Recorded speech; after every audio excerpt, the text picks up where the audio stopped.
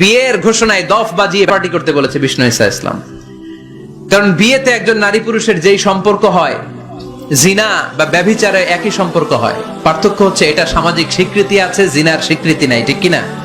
এজন্য বিয়ে গোপন করে করা যায় না, এটা অ্যানাউন্স করে করতে হয়। ওমর ফারুক রাদিয়াল্লাহু তাআলা আনহু যখন মদিনার খলিফা, উনি বলতেন লুকিয়ে লুকিয়ে যদি কেউ বিয়ে করে, সমাজের আশেপাশে তার প্রতিবেশীরা যদি তাদের দাম্পত্য জীবন সম্পর্কে না জানে, আমি তাদের দুইজনকে জিনার শাস্তি দেব। কারণ লুকিয়ে বিয়ে করা যায় না, সবাইকে জানিয়ে অ্যানাউন্স করে সবার দোয়া নিয়ে বিয়ের পিড়িতে বসতে হয়। চিল্লায় বলেন ঠিক কি না? এজন্য ইসলাম শুধু হারাম বলে জিকির করে নাই, যেখানেই হারাম তার বিপরীতে ইসলাম হালালের বিকল্প দিয়েছে, ঠিক কি না? এই নিয়মটা বুঝতে পারছেন? সবার কাছে ক্লিয়ার? 4 নাম্বার মূলনীতি হচ্ছে, ইসলাম যেই জিনিসটাকে হারাম বলেছে তার পেছনে লজিক আছে, যুক্তি আছে, কারণ আছে। 3টা কারণ থাকার কারণে কোনো বিষয়কে ইসলাম হারাম বলে। হয়তো সেটা খাবিস, অপবিত্র, যেমন পেশাব পায়খানা খাওয়া যাবে, হালাল না হারাম? কারণ এটা অপবিত্র, ঠিক কিনা? 2 নাম্বার হচ্ছে মোদের, এটা ক্ষতিকর। ইয়াবা খাওয়া, গাঞ্জা খাওয়া, সিগারেট খাওয়া, হ্যাঁ, স্মোকিং কজেস ক্যান্সার। ধূমপানে কি হয়? কর্কট রোগ হয়। পৃথিবীতে এই একমাত্র খাবার যেটা টয়লেটে ঢুকে খাওয়া যায়।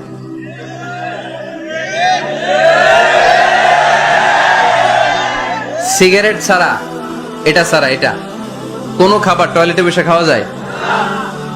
সিগারেটই পৃথিবীর একমাত্র খাবার যেই খাবারের প্যাকেটের উপর এই খাবারের বদনাম লেখা থাকে। কালিয়ারার বাজারে এক ধরনের বিস্কুট আসছে মনে করলেন, দেখলেন যে বিস্কুটের গায়ের মধ্যে লেখা এই বিস্কুট যেই খাবে তারই ডায়রিয়া হবে। খাবেন? দোকানের দোকানওয়ালারা কি কইবেন? তোরটা তুই খা, তোর ডায়রিয়া হোক, তোর 14 গোষ্ঠীর হোক, আমরা খাবো না টাকা দিয়া, ঠিক কি না? কিন্তু কি আজীব তামাশা, এই সিগারেটের উপরে লেখা এটার বদনাম, যে এটা খেলে কি হয়? ক্যান্সার। এরপরও আমরা খাই। তারপর এটা হয় টোবাকো প্ল্যান্টস থেকে, তামাক পাতা থেকে। কালিয়ারায় তামাকের চাষ হয় নাকি? তামাক পাতা কেউ দেখছেন?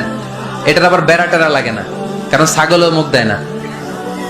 কথা কি বুঝতেছেন? তো যেটা ছাগলেও মুখ লাগাইলো না, আশরাফুল মাখলুকাত হয়ে, আল্লাহর শ্রেষ্ঠ জীব হয়ে আপনি এটা মুখে লাগাইতে পারেন? গোটা বিশ্বে এই ধূমপানের কারণে লক্ষ লক্ষ মানুষ অকাল মৃত্যুতে ঝরে পড়ছে। এটা হালাল না হারাম? কারণ এটা মোদের, এটা ক্ষতিকর। ইসলাম আমাদেরকে মূলনীতি শিখিয়েছে, লা দারারা ওয়ালা দিরার। নিজেরও ক্ষতি করতে পারবা না, অন্যেরও ক্ষতি করতে পারবা না। আইনটা কার? তাহলে কোন জিনিস হারাম হওয়ার পেছনে 1 নাম্বার লজিক, সেটা হয়তো অপবিত্র, কিংবা সেটা ক্ষতিকর, অথবা ওইটার মধ্যে অশ্লীলতা আছে। আওয়াজ করে যুবকরা উত্তর দাও, মোবাইলের ভেতরে পর্নোগ্রাফি দেখা হালাল না হারাম? ব্লু ফিল্ম দেখা হালাল না হারাম? নেকেড ভিডিও দেখা হালাল না হারাম? কারণ এটা অশ্লীল, ঠিক কিনা?